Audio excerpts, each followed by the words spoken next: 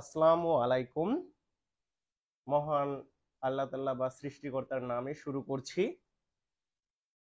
আজকে আমার assistant sub inspector written ব্যাচের ওরিয়েন্টেশন ক্লাস।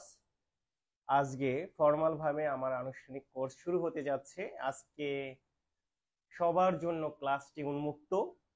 আজকের ক্লাসে আমি দেখানোর চেষ্টা করব যে কিভাবে আমি আমার এই কোর্সটি সম্পন্ন করব এবং কিভাবে আমি পড়াবো। তো আশা করি আপনাদের এই ক্লাস থেকে হালকা হলেও কিছুটা ধারণা পেয়ে যাবেন যে আসলে কোর্সটি কেমন হতে পারে। ভালো মন্দ জড়িয়ে অনেক কিছু হতে পারে। আমি আমার সর্বোচ্চ চেষ্টা করব যে একটা সুন্দর প্রস্তুতি, সামগ্রিক প্রস্তুতি যাতে নেওয়া যায়। তো আশা করি সেই বিষয়টা আপনাদের ক্লিয়ার হয়ে যাবে। আপনারা কে কোথা থেকে দেখছেন, কেমন আছেন দয়া করে বলবেন। আর পরবর্তীতে অ্যাসিস্ট্যান্ট সাব ইন্সপেক্টর রিটেন ব্যাচের কোর্সে ভর্তি হতে আমার হোয়াটসঅ্যাপ নম্বর 01741750143 এই নম্বরে যোগাযোগ করবেন। তো আজকের মতে আমি এটুকুই বলছি। এখন চলেন আমি আমার এটা শুরু করি। মূলত আমি সুব্রত শোভন, ঢাকা ইউনিভার্সিটির আইআর এ পড়াশোনা করেছি। এই হলো আমার মোটামুটি পরিচয়। তো যাই হোক, এখন আমাদের যে অ্যাসিস্ট্যান্ট সাব ইন্সপেক্টরের সার্কুলার সামনে চলে আসতে পারে, তো কবে আসবে বা কখন আসবে এটার জন্য আমরা অপেক্ষা না করে আমরা এখন প্রস্তুতি শুরু করব। আর এই রিটেন ব্যাচ যদি আপনি করেন, সাথে সাথে আপনার এসআই এবং সার্জেন্টের প্রস্তুতি যেমন হয়ে যাবে, এসআই সার্জেন্টের প্রস্তুতি যেমন হয়ে যাবে, তেমনি করে অন্যান্য অনেক সরকারি চাকরি, 10ম গ্রেড থেকে 10, 11, 12, 13, 14 এই গ্রেডেরও সরকারি জবটা আপনার জন্য মানে রিটেনের প্রস্তুতির জন্য সহায়ক ভূমিকা পালন করবে বলে মনে করি। তো যাই হোক, আমাদের সিলেবাসটাও কিন্তু এখনো অ্যাসিস্ট্যান্ট সাব ইন্সপেক্টরের আমরা জানতে পারিনি। তবে আমরা ধারণা করি আমি যেভাবে আগাবো, যেভাবে আজকের রিটেন পরীক্ষার প্রস্তুতিমূলক কোর্স করব, সেই বিষয়টা আপনাদের একটু আমি ধারণা দিচ্ছি। ওকে, আপনারা আমাকে দেখতে পাচ্ছেন কিনা দয়া করে একটু বলবেন। আমি একটু কমেন্টে আপনাদের ভেরিফাই করার পর আমি আপনাদেরকে মোটামুটি একটু করব। ওকে, আচ্ছা, শুনতে পাচ্ছেন কিনা, দেখতে পাচ্ছেন কিনা দয়া করে একটু বলবেন। হ্যাঁ, একটু কমেন্ট করবেন, দয়া করে একটু কমেন্ট করবেন। আচ্ছা আচ্ছা, ঠিক আছে। আচ্ছা আচ্ছা, আশা করি আপনারা শুনতে পাচ্ছেন। তো আমরা সিলেবাসটা কেমন হতে পারে সেইভাবে আমরা একটু আগাই। ধরেন আমাদের এই যে যে মেন্টাল অ্যাবিলিটি, এই পার্টটা আমার কাছে মনে হয় থাকবে। যদি স্মার্ট পুলিশ করানো হয় বা একটু অন্য চতুর পুলিশ করানো হয়, তাহলে মেন্টাল অ্যাবিলিটি পার্টটা যুক্ত থাকবে বলে বিশ্বাস করি, যেহেতু এসআই সার্জেন্টে এটার 50 নম্বর আছে। এরপর আপনার ম্যাথ তো অবশ্যই থাকবে, ম্যাথেও 50 নম্বর থাকবে, মেন্টাল অ্যাবিলিটিতে 50 নম্বর থাকতে পারে। ইংলিশেও কিন্তু 50 নম্বর থাকবে। আর সাধারণ জ্ঞান জিকে, এটাও জিকে 50, তারপর বাংলা 50, এইভাবে 250 নম্বর থাকতে পারে বলে আমার ধারণা। তো আমার কোর্সটায় এই 5টা বিষয়ই আপনারা পড়তে পারবেন। এই 5টা বিষয় কিন্তু মানে আমি একাই এই 3 মাসের কোর্সে মাত্র 1020 টাকায় আপনারা এই 5টা বিষয় কিন্তু সম্পন্ন করতে পারবেন। অথবা দ্রুত যদি সার্কুলার দিয়ে দেয়, তাহলে আমরা রিটেন পরীক্ষার আগ পর্যন্ত আপনার সাথে থাকবো। সব মিলিয়ে রিটেন পরীক্ষার আগ পর্যন্ত আপনাদের সাথে যেভাবেই হোক থাকার চেষ্টা করব এবং আপনাদের রুটিন মাফিক সুন্দর একটা প্রস্তুতি, গোছানো প্রস্তুতি নেওয়ার জন্য আশা করি। একদম যদি আপনাদের কেউ ম্যাথে মেন্টাল অ্যাবিলিটি তো দুর্বল হন, সেগুলো আমি এই বোর্ডে ক্লাস নিয়ে লাইভ ক্লাসে বুঝিয়ে দিব। কেউ ম্যাথে দুর্বল হলে বুঝিয়ে দেবো, ইংলিশে দুর্বল হলে বুঝিয়ে দিব। সব কিছুতেই আমি প্র্যাকটিক্যালি আপনাদেরকে বুঝাবো। এই হলো বিষয়।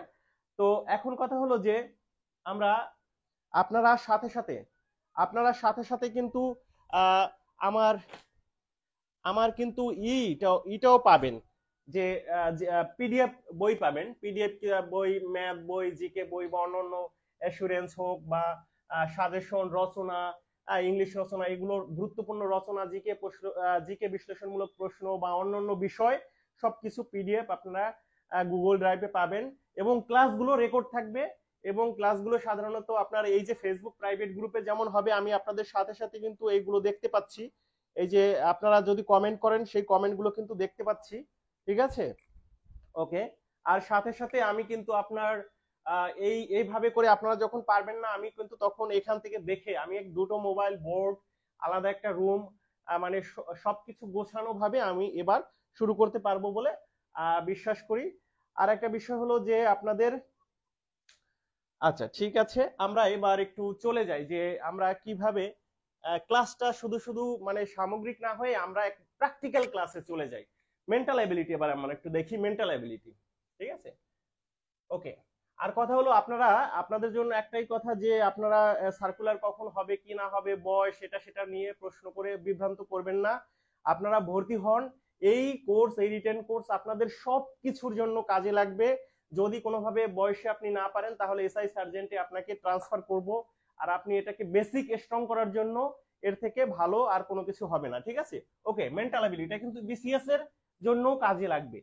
আচ্ছা, মেন্টাল অ্যাবিলিটি আমরা 50 নম্বর ধরে নিই। 50 নম্বরে এখন 25টা প্রশ্ন সাধারণত এসআই সার্জেন্টে এসে থাকে, তো 2 মার্ক করে থাকে।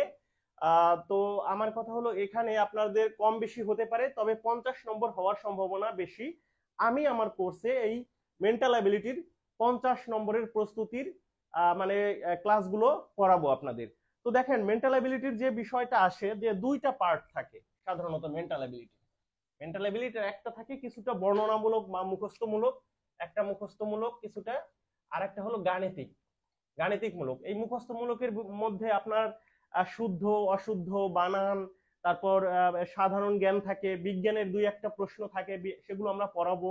সাজিয়ে লেখা, মনে করেন শব্দগুলো এলোমেলো করা, যেমন পুলিশ, পুলিশ, পুলিশ এখানে কি, এই যে পু দিল, তারপর এই জায়গা স দিল, আর এখানে দেখেন লি দিল, এভাবে আপনি সাজিয়ে লিখবেন। এত সহজ তো আসবে না, এরকম সাজানো গোছানো থাকতে পারে।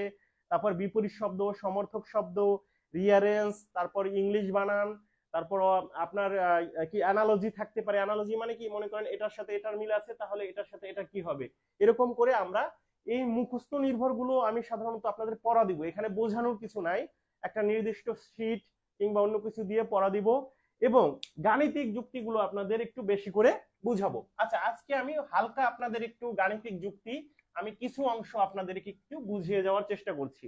আচ্ছা, গাণিতিক অংশ থেকে সাধারণত এসআই সার্জেন্টে যেভাবে এসেছিল বা আসে, দশমিক ভগ্নাংশ, মনে করেন দশমিক এরকম 0.001, এটার সাথে গুণ যদি আমি দেই 0.002, তো তাহলে কত হবে এটার ফলাফল, এরকম অনেক সময় আসে।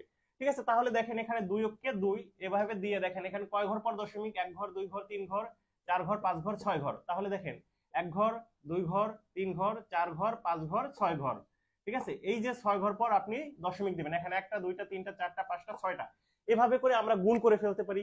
এভাবে করে আমরা ভাগ করব, ভাগ যদি আসে ভাগ করব, আবার যদি মনে করেন যোগ আসে বিয়োগ আসে, এভাবে করব। দশমিকটা একই জায়গায় রাখতে হবে, 0.001 দশমিক, এখানে মনে করেন 0.001 এরকম আসলো।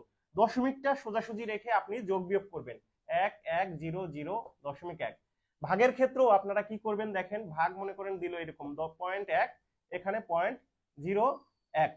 তো এক্ষেত্রে আপনি দেখেন এইটা উঠানোর জন্য আপনি 10 দিবেন নিচে, এই যে 1 ঘর পর দশমিক, যেহেতু এইটা উঠানোর জন্য উপরে আপনি দিবেন কি 100। এভাবে করে এখন দেখেন এখানে 10 চলে আসলো, আমরা 0 কাটা দিলে 10 চলে আসে, 0 ই করলে 10 চলে আসে। আমি একটু এইটা শেয়ার করছি, লাইভটা একটু আপনাদের পেজে শেয়ার করছি। আপনারা বিভিন্ন জায়গায় আপনাদের বন্ধু বান্ধবদের কমেন্ট করেন। আমি আজকে একদম সামগ্রিক 5টা বিষয়ে অল্প অল্প কিছু বিষয় টাচ করে যাব। 1 ঘন্টার মতো ক্লাস হবে, এবং এই ক্লাসটার মাধ্যমে আপনারা মোটামুটি কিভাবে পড়তে হবে, এসআই সার্জেন্টও যেমন বুঝতে পারবেন, সামনে অ্যাসিস্ট্যান্ট সাব ইন্সপেক্টর নিয়োগ আসলে আপনি কিভাবে বেসিক ভাবে প্রস্তুতি নিতে পারেন, এটা এই ফ্রি ক্লাসটা আপনাদের জন্য একটা গাইডলাইন হিসেবে কাজ করবে। এবং আপনারা যদি ভালো করে আমার সাথে গাইডলাইনে থাকতে চান, বা একটা গাইডলাইনে হয়ে একটা সুন্দর প্রস্তুতি নিতে চান, তাহলে আপনাকে পেইড কোর্সে ভর্তি হতে হবে। ভর্তির জন্য আপনারা হোয়াটসঅ্যাপে নক করবেন। ওকে, আচ্ছা আমি একটু এই যে এই করি, লাইভটা একটু শেয়ার করি। ওকে, আপনারা দেখতে পাচ্ছেন কিনা দয়া করে বলবেন, আপনারা শুনতে পাচ্ছেন কিনা, কেমন আছেন, ক্লাসগুলো আমার কথাগুলো শোনা যাচ্ছে কিনা, ক্লিয়ার কিনা। আমি আপনাদের এই ইটা আনার জন্য আমি নিজে অনেক দিনের প্রস্তুতির মাধ্যমে আজকের এই অবস্থায় পৌঁছেছি। আশা করি ক্লাসটা ভালো হবে এবং আপনারা আজকে পাবেন। মোটামুটি আজকে শুধু দিক নির্দেশনা না, আজকে প্র্যাকটিক্যাল ক্লাসটাই হবে। তো দশমিক ভাবে এভাবে কিন্তু চলে আসবে, দশমিকের দশমিকের এভাবে কিন্তু চলে আসবে। এখন দেখেন আমরা ভগ্নাংশ অনেক সময় দেখি যে 1.5, 3.2, তারপর 4.5 কিংবা 3.2। এটার ভিতর বড় ছোট কোনটা এটা আসতে পারে, কোনটা সবচেয়ে বৃহত্তম, কোনটা সবচেয়ে ক্ষুদ্রতম, এরকম দিয়ে এভাবে যদি আসে, আপনাদের নিয়ম আছে, কয়েকটা নিয়ম আছে, কিন্তু আপনারা নর্মাল একটা নিয়ম শেখেন, এইটার সাথে এইটার ক্রস গুণন দিবেন। এটার সাথে এটার ক্রস গুণন দিলে দেখেন 2 অক্ষে 2 উপরে যেটা হবে, 2 অক্ষে উপরের সাথে যেটার সাথে উপরের লিঙ্ক হবে ক্রস গুণন, 2 অক্ষে 2, এই দুইটা এখানে বসবে, 5 × 5 = 15। তাহলে এই 15 মানটা হলো এটা, আর 1 মানটা হলো এটা। যেহেতু 15 বড়, তাহলে অবশ্যই এইটা ছোট হবে, এইটা বড় হবে। দুইটার ভিতর কম্পেয়ার করলে আমরা দেখলাম যে 15 বড় আর 2 হলো ছোট। যদি বৃহত্তম বের করতে চাই তাহলে আমরা এটার সাথে সাথে বাদ দিয়ে দিব, যদি ক্ষুদ্রতম বের করতে চাই তাহলে এটা বাদ দিব। আচ্ছা, ধরলাম বৃহত্তম বের করতে চাই। এখন দেখেন আবার এটার সাথে আবার এটা ক্রস করি, এটার সাথে এটার ক্রস করি। এখন দেখেন 4 × 2 = 8, মানে উপরে যেটা আসে, তাহলে 8টা এই পাশে লিখবো, এইটার মান 8, 4টা, মানে আমরা লবের সাথে যেটা গুণ হয় সেই লবের মানটা লিখবো। 5 × 5 = 15। তাহলে আমরা দেখতে পাচ্ছি যে এখানে 8, 15 কিন্তু বড়, তার মানে কি এটা ছোট, তাহলে এটা আমরা মুছে ফেলবো বা এটা আমরা ক্রস দিব। এরপর দেখেন বৃহত্তম সংখ্যা, এটার সাথে এটা ক্রস গুণন করেন, এটার সাথে এটা ক্রস গুণন করেন, তাহলে কি হয় দেখেন 3 × 2 = 6, 6টা উপর এই পাশে লিখেন, আর 3 × 2 = 6। এখন মানে কি বৃহত্তম হইলো না, এই যে 3 2 3 2, আমরা তো দেখতেই পাচ্ছি যে এটা সমান সমান হয়ে গেল। যাই হোক, সংখ্যাটা একটু অন্যরকম দেওয়া হলো। এখানে যদি আমরা মনে করেন দিতাম কত, ধরেন এখানে দিতাম 1, তাহলে কি হতো 2 অক্ষে 2, 3 × 2 = 6, তার মানে এটা বড় হয়ে যেত। তো এভাবে করে আমরা ছোট বড় সংখ্যাগুলো কিন্তু বের করে ফেলতে পারবো। আচ্ছা, এখন একটা মজার বিষয় দেখেন, কিছু অঙ্ক আসে, কিছু অঙ্ক এভাবে আসে। একটু মজার একটা অঙ্ক দেখেন যে 500 এর কোন সংখ্যার, মানে 500 এর 25% কত। এটা সহজ ভাবে আসবে এরকম, 500 এর 25% কত। এখন দেখেন এইটা করতে গেলে আপনি কি করবেন, 500 25% মানে কি 25 উপরে নিচে 100, তারপর আপনি এখন যা হবে সেটা বের করে ফেলবেন, 0 0 কাটা দিবেন, 5 25 75। তাহলে 500 এর 25% কত, 75। এরকম যে কোনো সংখ্যার যত পার্সেন্ট বা শতকরা বের করতে চাবে, এভাবে করে আমরা ক্রস গুণন করে বের করে ফেলবো। এখন দেখেন এই অঙ্কটাই যদি ঘুরিয়ে বলে, এই অঙ্কটাই ঘুরিয়ে বলে যে আপনার কত এর কত এর কত সংখ্যার, কোন সংখ্যার বা কোন সংখ্যার 25% 75, কোন সংখ্যার 25% 75, কোন সংখ্যার 25% 75, এরকম দিতে পারে। দেখেন একটু ঘুরিয়ে দিয়েছে, কিন্তু আমরা জানি যে 500 এর কিন্তু 75। এখন বলছে কোন সংখ্যার 25% 75। তো আমরা কি করব, কোন সংখ্যা সেটা আমরা জানি না, ক, কোন সংখ্যা মানে ক ধরলাম, ক এর 25%, 25 মানে 25 100, এর ক এর মানে কোন সংখ্যার, আমরা এটা জানি না যে কোন সংখ্যার 25% 75, মানে এইটা আমরা আমাদের মানে বের করতে বলছে 75 কবে, কোন সংখ্যার 25%, 25% মানে কি 100 এর ভিতর 25 হবে 75। তো এখন আমরা এটা করে ফেলি, দেখেন সহজ, আমরা দেখেন এই যে 25 × 25, 4 25 100, আমরা এখানে কাটাকাটি করলাম। তারপর দেখেন উপরে থাকে ক, এই যে 4 ক, আর নিচে থাকে 4, আর এই হলো 75। এখন 4 75 কত, দেখেন 75 × 4 যা হবে সেটা, ঠিক আছে। 75 × 4 হলে কত হয়, আপনার 500 হয়, ঠিক আছে।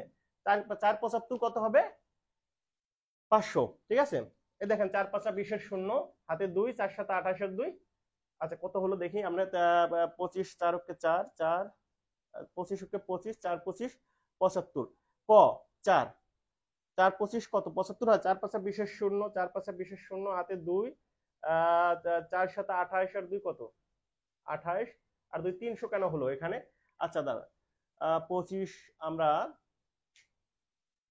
কি করি, 25 কোন সংখ্যার 25% 75 হবে, আচ্ছা আমরা এটা দেখি, এটার এই সংখ্যাটা আমরা দেখি 500 এর 25% কত, 25 হলো কত 100 সমান সমান কত দেখি 4 25 25 25 4 25 100। তাহলে দেখেন 4 4 হলো কত 4, এইখানে আমরা আমাদের তো ই করছি দেখেন 4 4 অক্ষে 4 হাতে কত 10, 4 দুগুণ 8, 4 দুগুণ 8 হাতে কত 10। এখানে দেখেন এখানে কিন্তু 500 এর 25% কত, 500 এর 25% আমরা কত বের করছিলাম দেখেন তো একটু, 500 এর 25% কত হবে, আমরা আর একটু করি দেখেন 25% 100, এখানে তো আমরা ই করি দেখেন 100 100 100 5 25, 5 25 কত হয় 4 4 25 100, 5 25 হলো 100 125, 5 25 কত 4 25 100, 5 25 125, একটু ভুল হয়েছিল আমার এখানে, স্লিপ অফ দ্য টাং, 5 25 হলো 125।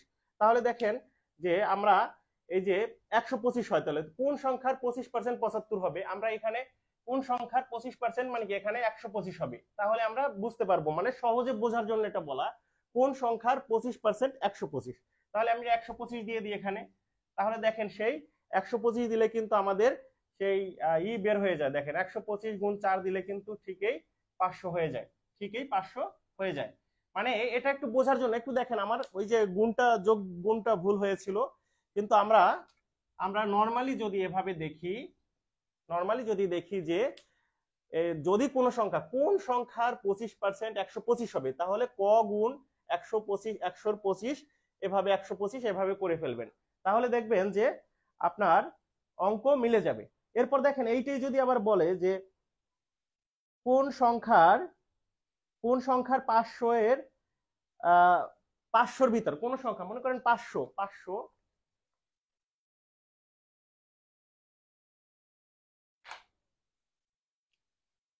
500-র ভিতর যদি 500 এর 75, 500 এর 75 কত শতাংশ, কত শতাংশ এভাবে যদি দেয়, 500 এর 75 কত শতাংশ এটা যদি দেয়, তাহলে কি করবেন যে আপনি দেখেন 500 এর 75, 500-র ভিতর 75 মানে কি 500 দিবেন নিচে, উপরে দিবেন 75, আর এইটা যদি 100 দিয়ে গুণ দেন তাহলে আপনার এটা বের হয়ে যাবে 0 0, হ্যাঁ 5 25 কত 5 5 দুগুণ 10, 5 7 5 দুগুণ 10, 5 5 25, 5 25 75, ঠিক আছে। তো এভাবে 25% কিন্তু বের হয়ে যায়, আমরা কিন্তু নরমালি পেয়ে যাই। এরপর দেখেন ঘড়ির অঙ্ক আসে, তারপর বিভিন্ন অঙ্ক আসে, আমরা এইভাবে করে প্র্যাকটিক্যালি একদিনে তো সবকিছু বোঝানো যাবে না, আমি মনে করেন একটা সব এই যে 5টা কোর্স আমি কিভাবে নিব, প্রত্যেকটা বিষয়ে অল্প অল্প করে একটু ধারণা দিব, হ্যাঁ অল্প অল্প করে একটু ধারণা দিব, যাতে করে আমরা এই ক্লাসটা দ্রুত করতে পারি।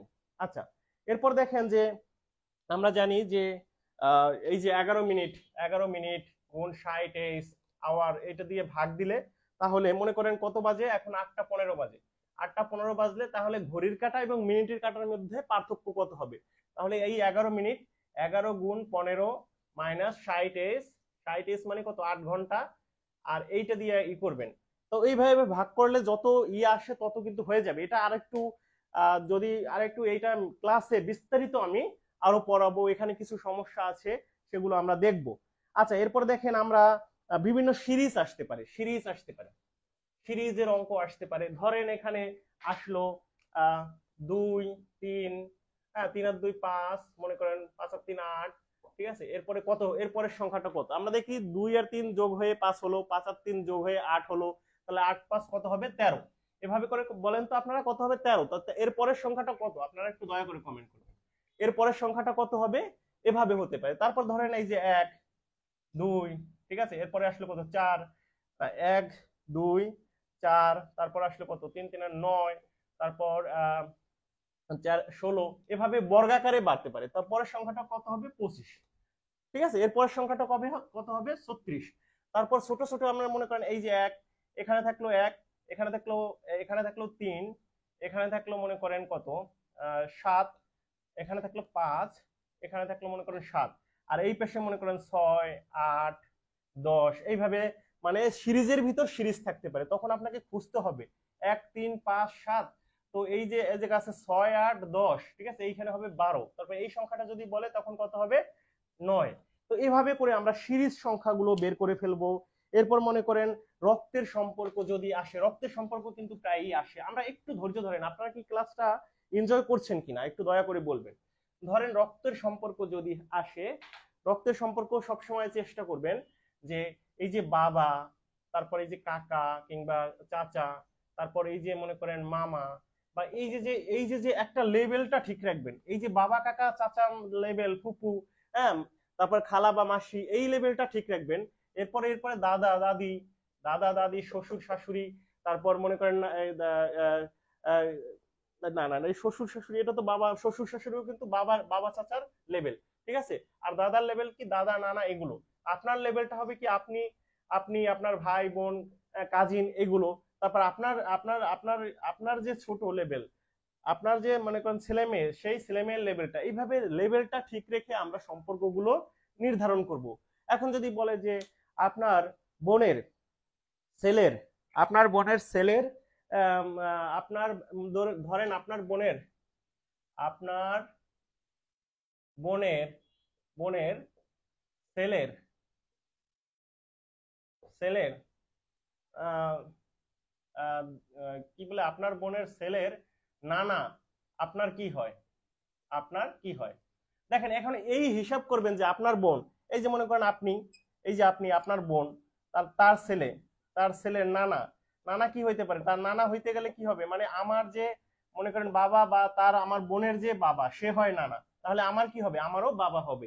এইভাবে করে আমরা প্র্যাকটিক্যালি এই সম্পর্কগুলো নির্ধারণ করব। এছাড়া ক্যালেন্ডার বিষয়ে কিন্তু আমাদের পরীক্ষায় আসে। ক্যালেন্ডার বিষয়ে কিন্তু আমাদের জানতে হবে 365 দিনে 1 বছর, ঠিক আছে। তারপর লিপ ইয়ার জানতে হবে। এছাড়া আপনার মাস কয়টা মাস 31 দিনে, কয়টা মাস 30 দিনে। কোনো কোনো মাসের 1 তারিখ যদি রবিবার হয়, সেই মাসের 8 তারিখেও কিন্তু রবিবার হবে, সেই মাসের 15 তারিখেও কিন্তু রবিবার হবে, সেই মাসের 29 তারিখেও কিন্তু রবিবার হবে। তারপর এভাবে করে আমরা যোগ বিয়োগ গুণ ভাগ করে বয়সের বা এই সময়গুলো কিন্তু আমরা বের করে ফেলবো। আচ্ছা, এরপরে আরেকটা বিষয় দেখেন যে ধরেন গত পরশু দিনের আগের দিন যদি রবিবার হয়, গত পরশু দিনের আগের দিন, মনে করেন এই যে হলো আজকে, গত পরশু দিন, গতকাল, এই যে দেখেন গত পরশু দিন, তাহলে এইটা হলো গতকাল, এটা যদি আজ হয়, এটা যদি আজ হয় মনে করেন, তাহলে এটা হবে গতকাল। গতকাল এই হলো পরশু দিন, গত পরশু দিন এটা হবে পরশু দিন। তো গত পরশু দিনের আগের দিন তার মানে কি এই দিন, এই দিন যদি রবিবার হয়, রবিবার, ঠিক আছে, তাহলে আগামী পরশু দিনের পরের দিন কি বার হবে, তাহলে আগামী, এই হলো আগামীকাল, এই হলো আগামী পরশু দিন, এটা হলো আগামী পরশু দিনের, এই হলো আগামী পরশু দিন, পরশু দিনের পরের দিন কি হবে, এটা এই বারটা কি হবে, এইটা আমরা চাইছি। তো এখন দেখেন রবিবার, সোমবার, মঙ্গলবার, বুধবার, বৃহস্পতিবার, শুক্রবার, শনিবার, তাহলে পরের দিন কি হবে, শনিবার। এভাবে আমরা আজকের দিনটা ধরে পিছনে গিয়ে সামনে এনে এভাবে কিন্তু আমরা মেন্টাল অ্যাবিলিটিটা করে ফেলি। আপনারা কিন্তু বিরক্ত হবেন না, দয়া করে কমেন্ট করবেন। এবং কমেন্টের ফলে আমি একটু দেখি, একটু কমেন্টের দেখার চেষ্টা করছি। আচ্ছা, সাউন্ড কম আসছে, সাউন্ড কম আসছে না, ওকে। একটু দেখেন তো, আমি একটু রেস্ট, আমি সাউন্ডটা এখন ঠিক আছে কিনা একটু দয়া করে দেখবেন। হ্যালো, হ্যালো, হ্যাঁ, আহ, আমি ক্লাসে আছি তো, নিয়ে আসো আপনার। আচ্ছা, ঠিক আছে। এখন আমরা দেখলাম যে এভাবে করে আমরা বারগুলো বের করে ফেলতে পারছি, হ্যাঁ, বারগুলো বের করতে পারছি। এখন দেখেন, আশা করি টুকটাক একটু শুনতে পারছেন, একটু মাঝে মাঝে আপনার ক্লাসের একটু হতে পারে, হ্যাঁ। ওকে, আমরা এরপরে দেখেন যে চিত্র আসতে পারে, এই চিত্রগুলো কিন্তু আমরা করে ফেলবো যে কোনটার ভিতর কতটা ত্রিভুজ আছে, চতুর্ভুজ আছে। এই যে দেখেন এইটা, এটা কত, একটা দুইটা সব মিলিয়ে একটা তিনটা, এটা তিনটা আছে। এভাবে যদি আমরা দিয়ে দিই তখন আবার কিন্তু বেড়ে যাবে, এই একটা একটা, এই একটা একটা, তারপর দুইটা মিলে একটা, এভাবে করে আমরা হিসাব করে সবকিছু বের করে ফেলবো, ঠিক আছে। এরপর দেখেন আমরা সাধারণত দেখি যে মনে করেন একটা সারির অঙ্ক আসে, অনেক ক্ষেত্রে সারির অঙ্ক আসে। সারি মনে করেন ধরেন এখানে এই যে মনে করেন শর্মী মনে করেন সামনে থেকে আছে হলো 11তম, পিছন থেকে আছে মনে করেন 12তম। তাহলে ওইখানে মোট ছাত্রছাত্রীর সংখ্যা কত, তাহলে 11-12 যোগ দিয়ে ওখান থেকে 1 বিয়োগ দিবেন, ঠিক আছে, তাহলেই এইভাবে বের হয়ে যাবে। এরকম করে টুকটাক মানসিক দক্ষতা এত ইম্পর্ট্যান্ট দিয়ে আমি প্রথম দিনেই মানসিক দক্ষতা পড়ানোর মূল কারণটা হলো যে মানসিক দক্ষতায় অনেক বেশি ফেল করে, কিন্তু মানসিক দক্ষতায় যদি ফেল করে যায় তাহলে সে কিন্তু আর পাস করে না, 50% নম্বরের উপরে পেতে হয়। ওকে, আচ্ছা, এবার আমরা একটু চলে যাই গণিতে। গণিতে মূলত আপনার দুটো পার্ট থাকে সাধারণত আমাদের, পাটিগণিত এবং বীজগণিত আসে। পাটিগণিতে মুনাফা, সরল সুদ কষা, ট্রেনের অঙ্ক, স্রোতের অঙ্ক, ঠিক আছে, তারপর লাভ ক্ষতি, শতকরা, তারপর আপনার অনুপাত, লসাগু গসাগু, অনেক কিছু বিভিন্ন কিছু আসতে পারে। তবে বোর্ড বই যেগুলো আছে বেসিক থেকে সপ্তম শ্রেণী, অষ্টম শ্রেণী, নবম দশম শ্রেণী, সেগুলো পড়বেন। আর বীজগণিতে সাধারণত উৎপাদকে বিশ্লেষণ এবং মান নির্ণয়টা আসে, আমরা উৎপাদকে বিশ্লেষণ, মান নির্ণয় এগুলো দেখেন।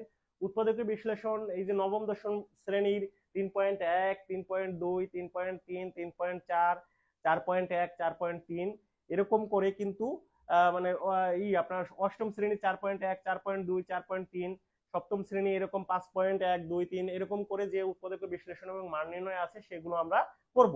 আমরা একটা উৎপাদক বিশ্লেষণ একটু দেখি যে এরকম দেয়া আছে, মনে করেন a square minus b square minus plus 2bc minus c square.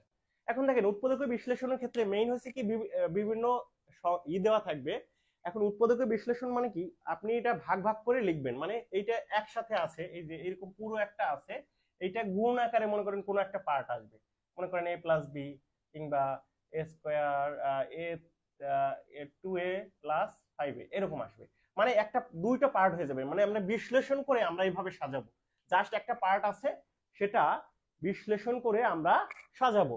তো এইভাবে দেখেন প্রথমে যদি আপনি চেষ্টা করবেন যে কোনো কমন যায় কিনা কিংবা সূত্রে নেওয়া যায় কিনা, প্রথমে কমন গিয়ে যদি পারেন তো ভালো, তারপর সূত্রে নিয়ে চেষ্টা করবেন, তারপর ভাঙবেন, যদি কোনোভাবে কোনো কাজ না হয় তাহলে মিডল টার্ম ব্রেক করবেন। আমরা দেখতে পাচ্ছি যে এখানে 2bc আছে, তাহলে একটা সূত্রে নেওয়ার চেষ্টা করা যায়, এখানে বি স্কয়ার আছে, এখানে সি স্কয়ার আছে, তাহলে আমরা জানি A square plus B square minus plus B, এরকম একটা সূত্র আছে, এ প্লাস বি এর হোল স্কয়ার একটা সূত্র আছে। তো আমরা এখানে যদি এইটা যদি কমন নিই, কমন মানে এই যে দেখেন মাইনাসটা যদি কমন নিই তাহলে সাইনগুলো সব পরিবর্তন হয়ে যায়। দেখেন বি স্কয়ার এই যে প্লাসে মাইনাসে গুণ হয়ে মাইনাস হয়ে যায়, মাইনাস 2bc মাইনাসে মাইনাসে গুণ হয়ে প্লাস হয়ে যায় সি স্কয়ার। তো এখন দেখেন এখানে একটা সূত্রে যায়, কিন্তু সূত্রে কি যায় দেখেন,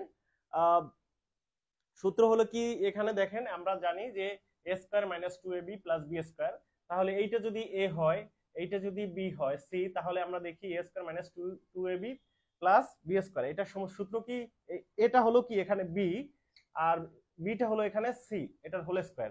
এখন দেখেন এইটা আবার একটা সূত্রে যায়, a স্কয়ার মাইনাস বি স্কয়ারের সূত্র, আমরা এটা জানি a স্কয়ার মাইনাস বি স্কয়ারের সূত্র। এখানে দেখেন এটা হলো a আর পুরো বিটা হলো এই যে b মাইনাস c, পুরো বিটা হলো b মাইনাস c। তো সেক্ষেত্রে দেখেন আমরা a plus B into a minus B আমরা জানি, তাহলে কি হয় দেখেন a হলো a plus a plus B, এই যে b হলো b মাইনাস c, দেখেন তারপর a মাইনাস বি দেখেন a, এই যে মাইনাস দিলে পর সাইনগুলো কিন্তু পরিবর্তন হয়ে যায়, মাইনাস সাইন, এই জায়গায় দেখেন মাইনাস, এখানে প্লাস আছে b, মাইনাস হয়ে যাবে মাইনাসে মাইনাসে প্লাস c। তো এভাবে করে আমরা উৎপাদকে বিশ্লেষণগুলোও কিন্তু করে ফেলতে পারি। আপনারা দয়া করে একটু কমেন্ট করবেন তো বুঝতে পারছেন কিনা অঙ্কটা, যদি বুঝতে পারেন তাহলে দয়া করে কমেন্ট করবেন। ওকে,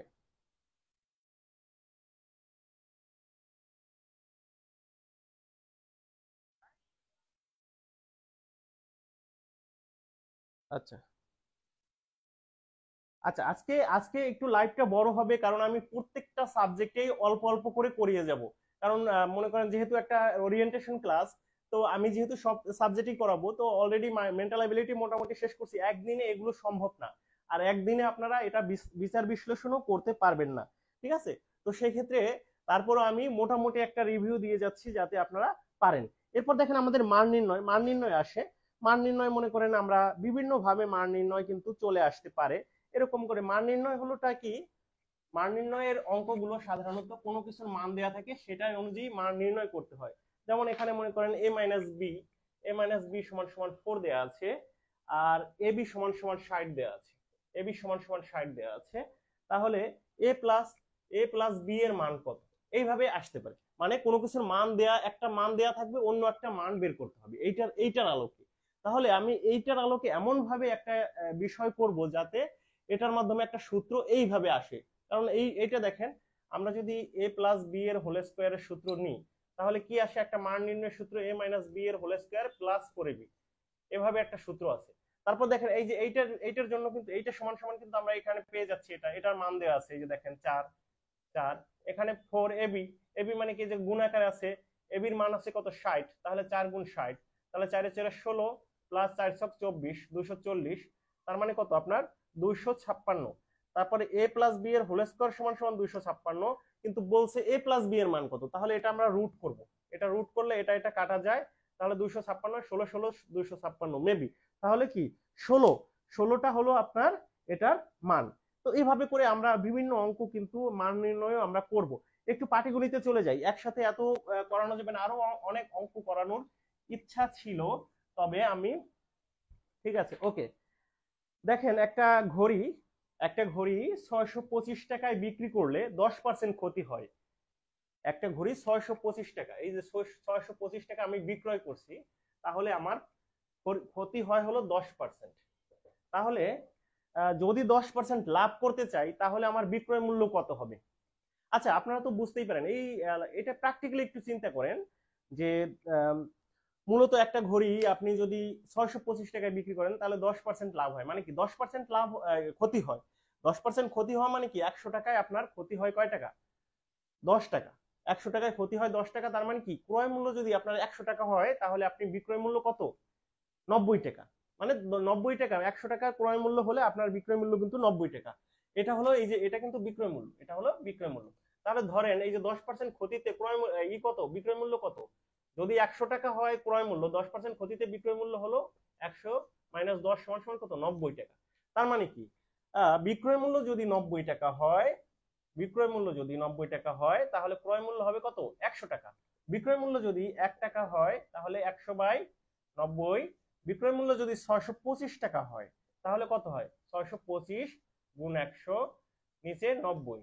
তাহলে দেখেন এইভাবে আমরা এই অঙ্কগুলো কিন্তু একটা একটা মান বের হবে। তারপর একটা কিছু বের হওয়ার পর আমরা দেখলাম যে মনে করেন এখানে কত বের হতে পারে, এখন সময় তো স্বল্পতা, হ্যাঁ সময় স্বল্পতা। তারপর আমরা দেখি 9 9 6 নং 54 7 নং 63 6 নং 54 6 নং 54 হাতে 6 6 2 8 8। আচ্ছা, যাই হোক এভাবে কোনো কিছু একটা বের হবে। তারপর দেখেন 10% লাভ করতে হলে, 10% যদি আপনি লাভ করতে যান, তাহলে আপনার বিক্রয় মূল্য হওয়া লাগবে কত? 110 টাকা।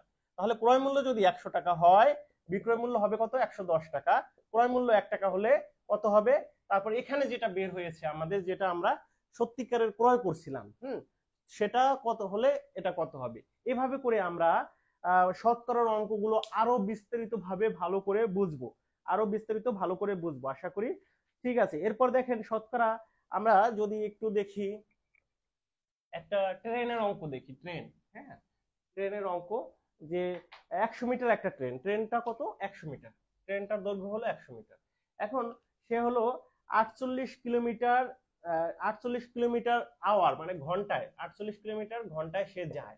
তাহলে সে যদি মনে করেন 30 সেকেন্ডে যদি সে একটা ব্রিজ পার হয়ে যায়, তাহলে সেই ব্রিজটার দৈর্ঘ্য কত? আচ্ছা, এখন আমরা এটা বুঝতে পারছি যে 48 কিলোমিটারে কত, এইটা 48 কিলোমিটার কত মিটার, এইটা আমরা করার চেষ্টা করি। দেখেন 1000 মিটারে কত? আমরা দেখছি যে 1 কিলোমিটারে আমরা জানি 1000 মিটার, 1000 মিটার। ঠিক আছে, তাহলে 48 কিলোমিটার কত? এটা 1000 মিটার কি ঠিক আছে? আমি একটু ভুলে গেছি, 1000 মিটারই হওয়ার কথা। হ্যাঁ, 48 কিলোমিটার কত হবে? 48,000 মিটার। এখন দেখেন আমরা সেকেন্ডে নিয়ে যাই, যেহেতু এটা 48,000 মিটার যায় 1 ঘন্টায়, তাহলে 1 ঘন্টা সমান সমান কত? 60 মিনিট।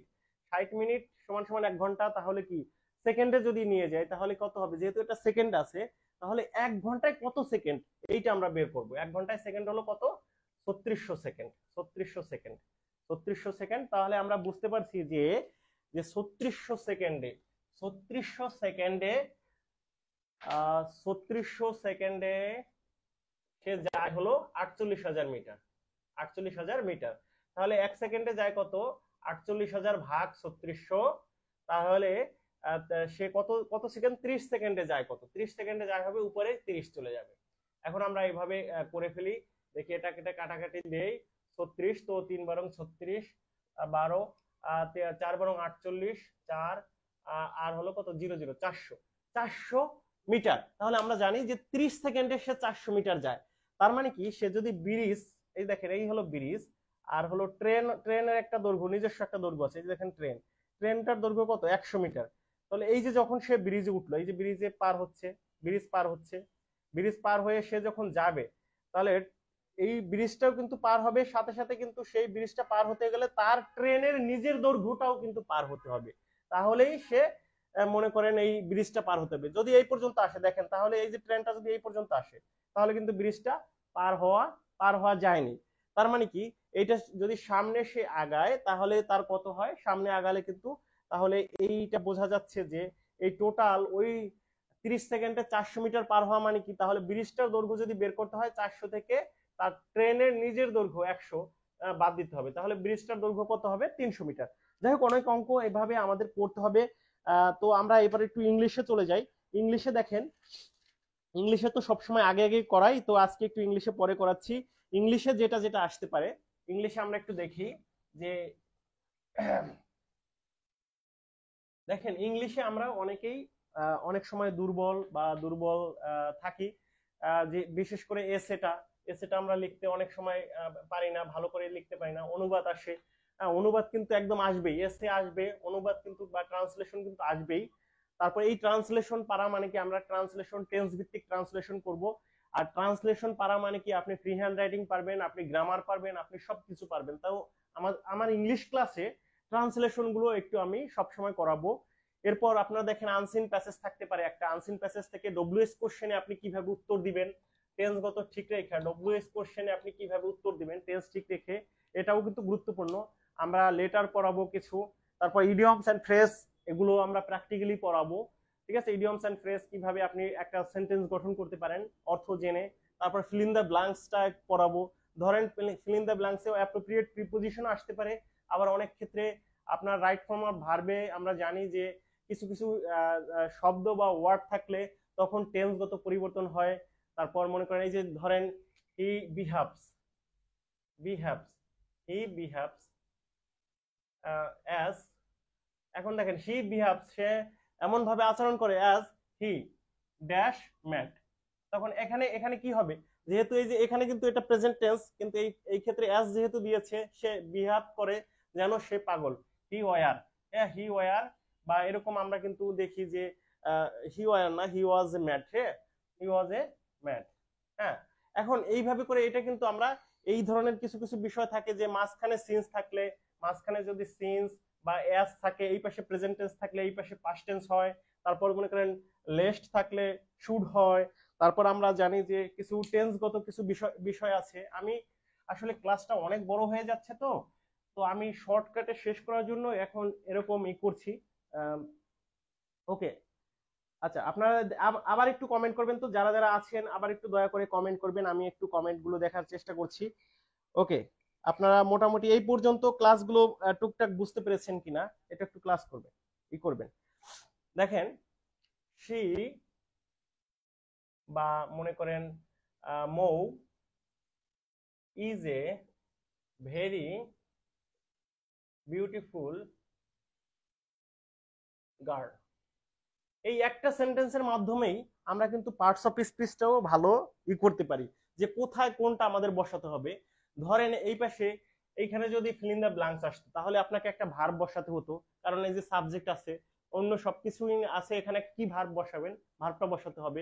এটা জাস্ট একটা শর্ট ছোট একটা মানে ইজি একটা সেন্টেন্সের মাধ্যমে আমি আপনাদের ফিল ইন দ্য ব্ল্যাঙ্কসে কোথায় কি বসতে পারে সেই বিষয়টা বুঝাচ্ছি। ধরেন এখানে এইখানে একটা মনে করেন ফিল ইন দ্য ব্ল্যাঙ্কস দিল, তখন কি বসবে, একটা আর্টিকেল বসতে পারে, কারণ এই যে অ্যাডভার্ব, এটা হলো অ্যাডভার্ব, এই যে এটা হলো অ্যাডজেক্টিভ, এটা হলো নাউন। নাউনের আগে বসে সাধারণত কি? অ্যাডজেক্টিভ। নাউনের আগে বসে কি? অ্যাডজেক্টিভ। অ্যাডজেক্টিভের আগে বসে কি? অ্যাডভার্ব। ঠিক আছে, অ্যাডভার্বের আগে বসে কি? আর্টিকেল। তো এইভাবে করে আমাদের বিভিন্ন ভাবে কিন্তু বসতে পারে। ঠিক আছে, তারপর দুইটা নাউনের মাঝে কিন্তু অনেক সময় প্রিপোজিশন বসে। দুইটা নাউনের মাঝে কিন্তু প্রিপোজিশন বসে। ওকে, আচ্ছা আচ্ছা। তো এভাবে করে, হ্যাঁ তালাহা ধন্যবাদ। বাকি যারা দেখছেন দয়া করে একটু কমেন্ট করবেন যে একটু হলেও কি বুঝতে পারছেন কিনা আপনারা।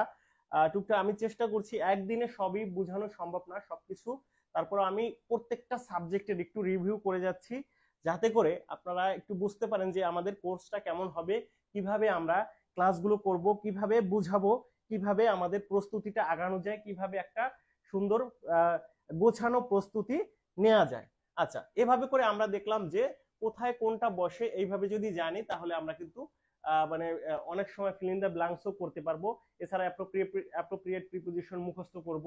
ঠিক আছে, তারপর আমরা বুঝবো কোথায় কি বসে না বসে, কোথায় কি আসছে, ইডিয়মস এন্ড ফ্রেজ দিয়ে সেন্টেন্স মেকিং করব। ট্রান্সলেশন আমরা যেমন এখানে হি খায়, সে মনে করেন তিনি খায়, হি ইটস। ঠিক আছে, আমরা জানি সে খায় মানে কি? He eats. তারপর আমি খাই, আই ইট। তো এভাবে মনে করেন সে খাচ্ছে, কি হবে? He is eating. সে খাচ্ছে, কি হবে? He is eating. তুমি খাচ্ছ, কি হবে? You are eating. ঠিক আছে, এভাবে করে টেন্সগত আমরা সে খেয়েছে, কি হবে? He has eaten. সে খেয়েছে মানে কি? অলরেডি খাওয়া শেষ, এর জন্য প্রেজেন্ট পারফেক্ট টেন্স। এর জন্য প্রেজেন্ট পারফেক্ট টেন্স। ঠিক আছে, এর জন্য প্রেজেন্ট পারফেক্ট টেন্স। এভাবে করে আমরা টেন্সগত ভাবে সুন্দর করে এটা করে সে বাংলাদেশ পুলিশের একজন অ্যাসিস্ট্যান্ট সাব ইন্সপেক্টর হতে চায়। এইটা আমরা কিভাবে করতে পারি? আপনারা এটা একটু কমেন্ট করেন তো। সে একজন বাংলাদেশ পুলিশের একজন হতে চায়। হি হ্যাজ সে বাংলাদেশ পুলিশের একজন কি হয়? অ্যাসিস্ট্যান্ট। হি ওয়ান্টস, সে চায়, এইটা হলো আসল verb. He wants to be an ASI of BD police. ঠিক আছে, এএসআই অফ বিডি পুলিশ। ঠিক আছে, এভাবে করে আমরা টুকটাক ছোট বড় প্রশ্ন ট্রান্সলেশন নিয়মিত প্র্যাকটিস করব। এসে আমরা এসে কয়েকটা সাজেশন দিয়ে 10-15টা এসে সুন্দর করে বুঝে শুনে মুখস্থ করে ফেলবো। তাহলে আমাদের বাকি যে জিনিসগুলো এগুলো কভার হয়ে যাবে। তারপর ডব্লিউএস কোশ্চেন কিভাবে করতে হয়, উত্তর দিতে হয়, এইভাবে করে আমরা ইংলিশের পড়া দিব, পরীক্ষা নিব, এভাবে করে আগাবো। এখন দেখেন জিকে যে বিষয়গুলো আমরা পড়বো, জিকে আমরা প্রথমত জিকের বিষয়টা হলো, জিকে আমরা পেপার পড়ব। নিয়মিত আমরা পেপার পড়ব। আমরা চেষ্টা করব যে পেপারে যদি কেউ না পড়ার সামর্থ্য না থাকে, আমরা অনলাইন থেকে সেটা আমরা নামিয়ে বা কোনো কিছু একটা চেষ্টা করব অনলাইন থেকে পড়ার জন্য। আমরা সম্পাদকীয় কোন কোন কলাম পড়ব, টুকটাক পেপার পড়লে আমাদের লেখার মান বাড়বে।